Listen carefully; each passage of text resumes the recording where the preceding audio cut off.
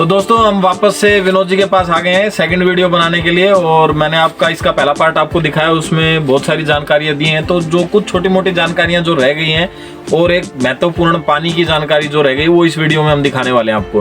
तो धन्यवाद विनोद जी, आपने दोबारा समय निकाला हमारे लिए। नमस्कार। नमस्कार जी।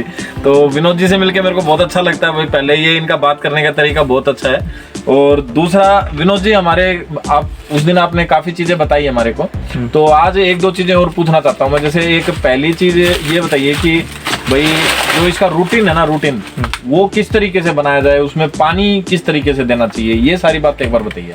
पानी सर इसमें क्या है, जब छोटा पौधा होता है जी जी, तो शुरुआत में तो 1-2 घंटे पानी चालू रखना पड़ता है। 2 महीने का जब पौधा बड़ा हो जाता है तो बड़ा होने के बाद 3 घंटे तक वो पानी चालू रखना पड़ता है इसमें। और जब जो बड़ा हो जाता है 4 महीने के बाद वो रेगुलर 2 दिन के बाद 4-4 घंटे पानी उसको केला को चाहिए। अच्छा। तो पानी तो इसमें ज़्यादा चाहिए केला में। जी जी। और पानी के साथ जब 1-2 दिन के बाद वो फर्टिलाइजर भी चाहिए इसमें। जी। तो पानी के साथ बीच में हम फर्टिलाइजर भी बेचते हैं बीच में। अच्छा जी, इसमें खाद का क्या तरीका रहता है? आपने जो आपने अपने खेत में डाली है खाद, हाँ, उसमें क्या तरीका रहा खाद का, वो बताइए। खाद में जो शुरुआत में जो मैंने बताया कि इसमें जब पौधा जब डालते हैं तो उसमें जो खाद डालते हैं वो है, और बाद में 15 दिन के बाद DAP पोटास और यूरिया, DAP पोटास और यूरिया वो फर्टिलाइजर इसमें बाजू में खड्डा करके वो उसमें डालना पड़ता है। अच्छा। फर्टिलाइजर पहले जैविक था, लेकिन अभी तो फर्टिलाइजर वो थोड़ा डालना पड़ता है इसमें। और बाद में 3 महीने के बाद वो जब हम गोबर की खाद डालते हैं जी जी, तो उसमें वो मिक्स करके फर्टिलाइजर भी डालते हैं और गोबर की खाद भी डालते हैं इसमें। दोनों मिक्स करके अंदर डालते हैं। और बाद में आंतरिक खेड़ करके उसका जो है 2 पौधा के बीच में हम पारा ऊपर चढ़ा देते हैं। अच्छा, मिट्टी का पारा चढ़ा देते हैं और खातर अंदर घुस जाता है। मतलब वो पारा बोलते हैं, ढेर बोल दो उसको। हाँ, ढेर सा बना देते हैं। हाँ, ढेर सा बना देते हैं, उसमें खाद रह जाती है और फर्टिलाइजर भी रह जाता है।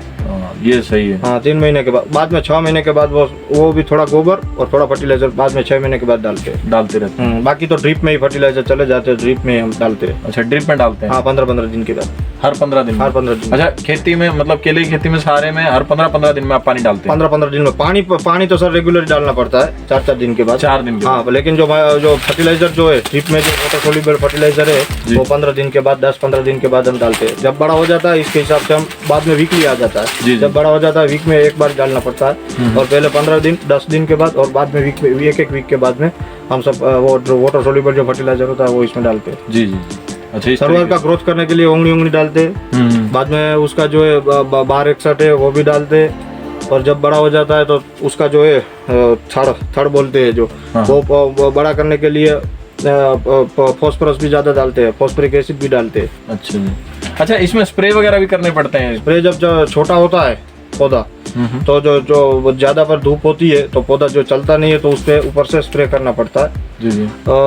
माइक्रोन्यूट्रेंट है और ससुरी बोलते हैं पान खुलने के लिए, दोनों काम स्प्रे करते हैं। अच्छा, पत्ते खुल जाते हैं क्योंकि जब ज्यादा धूप होती है तो पत्ते सिकुड़ जाते हैं, तो इसके लिए हम स्प्रे करना पड़ता है। 2-3 बार स्प्रे करना पड़ता है। कौन कौन से स्प्रे करते हो जी? एक ससुरी का होता है और माइक्रोन्यूट्रेंट का भी स्प्रे करते हैं ऊपर से। अच्छा, उनसे फिर काम चल जाता है? हाँ, काम चल जाता है, खुल जाता है और चला जाता है पौधा। और जब जरूर पड़ती है तो ड्रिंचिंग भी करते हैं। अच्छा, ड्रिंचिंग क्या होता है? ड्रिंचिंग तो सर जो होता है ना प्लांट, उसके जो बाजू में हम 100 ml 200 ml वो डाल देते हैं ड्रिंचिंग। अच्छा, ड्रिंचिंग में तो क्या है कि जो माइक्रोन्यूट्रेंट है हाँ वो डालते हैं उसमें, और ह्यूमिक एसिड है वो दोनों मिलवा के अंदर डाल देते हैं। अच्छा। और COC है, COC के तो क्या होता है कि उसमें कोई फूग नहीं आती है। अच्छा, इसलिए वो भी 2 बार फंगस के लिए हम 2 बार वो भी ड्रिंचिंग करते हैं। हाँ, वो सही रहता है। तो शुरुआत के दौर में करता है, बाद में 3 महीने के बाद कोई स्प्रे और ड्रिंचिंग नहीं करनी पड़ती है। बाद में तो ड्रिप में चला जाता है सब फर्टिलाइजर।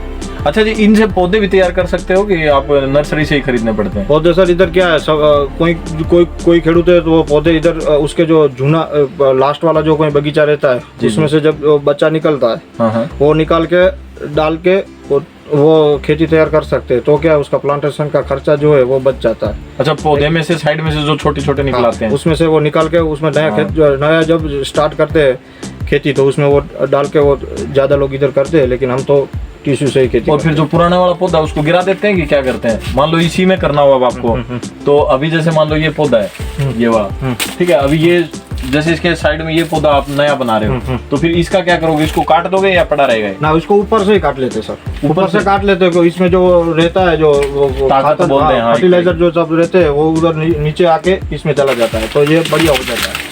मतलब जो इसकी ताकत ये ले लेता है। हाँ, तो जल्दी ग्रोथ आ जाता है और फर्टिलाइजर भी दूसरे पार्ट में कम चाहिए और ये फर्टिलाइजर पूरा हो जाता है, इसमें चला जाता है। हाँ, इसकी ताकत सारी इसमें आ जाती है, ये बन जाता है, ये अपना फिर। और ये जो दूसरा पौधा है वो 10 महीने में तैयार हो जाता है। अच्छा, 10 महीने में? और ऐसे टाइम लगता है 12-13 महीने? जो 12-13 लगता है वो इसमें नहीं लगता। 2-3 महीने कम जल्दी हो जाता है। इस तरह हम तीसरा रखते हैं, ये दूसरा जब खत्म हो जाए तीसरा रखते हैं, तीसरे इससे भी जल्दी तैयार हो जाता है। अच्छा, क्योंकि ये इस तरीके से आप कितने समय तक फसल तीन फसल हम लेते हैं। तो अच्छा, ये एक पौधा सिर्फ एक ही साल यूज करोगे? हाँ, एक ही साल। अच्छा, इसके बाद ये दूसरा पौधा दूसरा आके 10 महीने के बाद ये तैयार हो जाता है दूसरा, तो तीसरा हम डाल देते हैं। अच्छा, इसके बाद फिर तीसरा रख देते हैं इधर। हाँ, जो साइड से निकल रहा है उसमें एक को रख लोगे? एक और रख, बाकी काटते रहोगे? बाकी काटते रहोगे। अच्छा, नीचे तो दूसरा काटना ही पड़ता है, नहीं तो क्या दूसरा जो पानी पी जाता है तो जल्दी बड़ा नहीं होता तीसरा। अभी एक है और बाद में दूसरा एक रखेगा। अच्छा, ऐसा है। हाँ। अच्छा विनोद जी, एक बात और बताइए भाई, आपने कितने एकड़ में आपके केले का बाग है ये टोटल? मेरा अभी 6 एकड़ में है केले का बाग। 6 एकड़ में। अच्छा जी, अगर मैं 1 एकड़ की बात करूं तो 1 एकड़ में कितने पौधे लगा सकते हैं अपन? 1 एकड़ में डिपेंड्स के कितने बाय कितने पे दूरी रखते हो जी। मैं तो अभी 5 बाय 5 पे दूरी रखता हूँ, तो 1700 पौधा लगता है मेरा। 6 बाय 5 पे रखते हो तो 1450 समथिंग लगता है। ज्यादा गैप देते हो? ज्यादा गैप। 6 बाय 6 पे रखता है तो 1250 समथिंग वो पौधे लगते हैं। आपको कितना पौधा डालने का है और कितना, क्योंकि जो गैपिंग ज्यादा रखोगे तो पौधा कम चाहिए। बाकी रेगुलर हम इधर 5 बाय 5 पे ही खेती करते हैं, 1700 पौधे डालते हैं। अच्छा, ज्यादा गैप में और कम गैप में कुछ फर्क पड़ता है क्या? फर्क में सर इधर क्या हमारा जो है, जब समर में ज्यादा पवन आता है तो क्या गैप ज्यादा रखते हो तो वो गिर जाता है, गिरने की पेड़ गिरने की शक्यता रहती है, इसलिए हम 5 बाय 5 पे ही खेती करते हैं इधर। हाँ, यहाँ पे क्या है भाई, कोस्टल एरिया है, समुद्र पास में पड़ता है तो हवा तेज चलती है, तो इसलिए विनोद भाई साहब बता रहे हैं कि भाई अगर हम ज्यादा गैप रखते हैं तो हवा की वजह से गिर जाता है, पेड़ गिर जाता है। इसके हिसाब से मैं अभी इधर 5 बाय 5 पे ही खेती करता हूँ। अच्छा, 5 बाय 5 पे। अच्छा विनोद जी, कोई ऐसी बात जो हम नहीं पूछ पाए हो या हमें जानकारी नहीं है देखो केले की खेती की, तो कोई ऐसी बातें जो आप बताना चाहें भाई हमारे दर्शकों को केले के बारे में? कुछ भी केले की खेती में तो सर ऐसा है कि केले की खेती है उसमें कोई वायरस नहीं आता है जी, और फर्टिलाइजर तो जो रेगुलर दूसरे पाक में चाहिए उसमें इसमें ही चाहिए। तो मेन तो यही है कि वायरस नहीं आता, पौधा फैल नहीं जाता। इसके हिसाब से कोई भी लूम कोई भी पेड़ हो तो उसमें से लूम तो मिलते ही है हमरे को जी। तो ये फायदा रहता है। 15 किलो की निकले, 20 किलो की निकले, 25, 30 और इधर तो 50 और 45 किलो को भी लूम निकलती है इसमें से। अच्छा, एक पौधे पे? तो हाँ, कोई पौधा फैल न जाए, जब झाड़ पेड़ बन गया तो उसमें से हम लोग को पौधा मिलता है, बाद में कोई रोग नहीं आता। एक पौधे पे एक लूम आती है? एक पौधे पे एक ही लूम आती है। एक लूम आती है। और एक लूम कितने किलो तक की बता रहे हो? 50-60 किलो तक? 50-60 किलो दूसरे फाल में रहते हैं, पहले फाल में 50-60 किलो की लूम आती है। और वो रेगुलर नहीं है। हाँ, 50-25 एवरेज मान के हम चले तो 25 से 30 के बीच में एवरेज आता है। अच्छा, मतलब 10 से लेकर 10-15 किलो से लेकर और 60 किलो तक चली जाती है? 60 किलो को चल जाए, लेकिन 10-15 किलो तो कोई झाड़ वो खराब हो, हाँ वो दे जाता है। कोई वेरिएशन वाला कोई प्लांटेशन आ गया उसमें ही आता है, लेकिन रेगुलर 25 से 30 की एवरेज हमारे को इधर आती है। अच्छा विनोद भाई साहब, मतलब खाद अगर कम ज्यादा हो या कुछ गड़बड़ हो जाए तो उसके लिए मतलब एक बार आप थोड़ा सा बता दीजिए हमें खाद के बारे में, कैसे करना चाहिए? खाद के बारे में सर ऐसा है कि इधर मेरे को तो जो 7 साल का अनुभव है, तो उसके हिसाब से मैं पहली बार जब केला डाली थी तब थोड़ा वो प्रॉब्लम हुआ था कि खाद इसमें क्या डालना है क्या। तो मैं 2 साल मैंने कंसल्टेंस रखा था इधर, तो कंसल्टेंट के हिसाब से मैंने ये सब टोटली बगीचा मेरा तैयार किया था। तो उसके हिसाब से मैं सालों साल वो जो डालने का फर्टिलाइज़र है और खाद है वो उसके हिसाब से मैं डालता हूँ। लेकिन ज़्यादा आपको जो शुरुआत में जब कोई बगीचा या स्टार्ट करते हो तो कंसल्टेंट्स के हिसाब से आप उसके पूछ के वो खाद का जो है आप वो कर सकते हैं। लेकिन अभी तो मैं कोई कंसल्टेंट मेरे पास तो आता नहीं है, मेरे अनुभव से ही मैं मेरी खेती कर रहा हूँ और मेरे को अच्छा लगता है ये। तो देखो भाई, विनोद भाई साहब अपने अनुभव से कर रहे हैं। और अगर विनोद जी कोई जानकारी चाहे तो मैं आपका नंबर दे दूं डिस्क्रिप्शन में? हाँ दे दो। तो अगर भाई किसी को केले का बाग वगैरह लगाना है तो विनोद जी से आप पूछ सकते हैं, मैं इनका डिस्क्रिप्शन में नंबर दे दूंगा। आपको जो भी डिटेल जाननी है या अगर कोई बात ऐसी रह गई हो जो केले की खेती के बारे में हम नहीं बता पाए हो तो आप वहाँ से जान सकते हैं। और अगर आपको इसके बारे में कुछ और जानना है तो आप हमें कमेंट करके बताएं, हम कोशिश करेंगे बाद में आगे और वीडियो बनाने की। तो विनोद जी ऑर्गेनिक खेती भी करते हैं काफ़ी चीज़ों की, हम कोशिश करेंगे टाइम निकाल के विनोद जी अगर हमें समय दे पाए तो हम आगे और वीडियो बनाने की कोशिश करेंगे।